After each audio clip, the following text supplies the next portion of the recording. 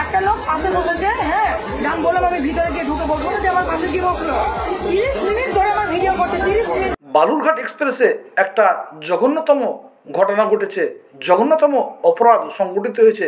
সেই বিষয়ের উপর চর্চা পর্চা আলোকপাত না করে থাকতে পারছে না।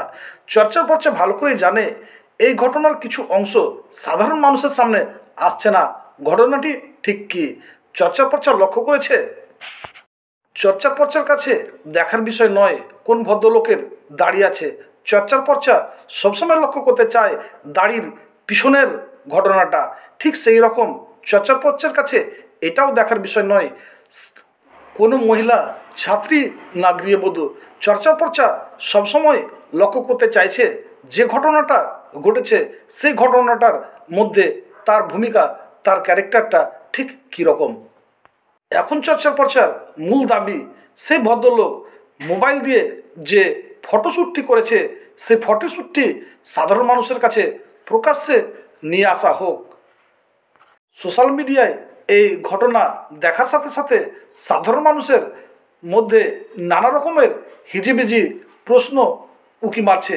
প্রশ্নটা দেখা দিয়েছে ঠিক এই রকম যে এত বড় একটা এক্সপ্রেস ট্রেন, সেই এক্সপ্রেস ট্রেনে সেই ভদ্রলোকের পাশে বসার জন্য এই ছাত্রী এতটা উৎসাহী ছিলেন কেন, অথবা এই ভদ্রলোকের কুরুচিপূর্ণ দৃষ্টির সামনে বসার এতটা উৎসাহ ঠিক কেন?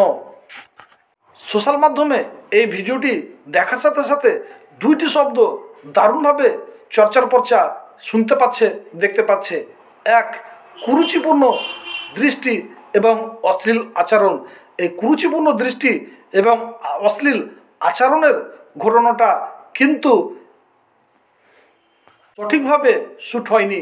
এই শ্যুট করা ভিডিওটি সাধারণ মানুষ দেখার জন্য অত্যন্ত উৎসাহের মধ্যে আছে।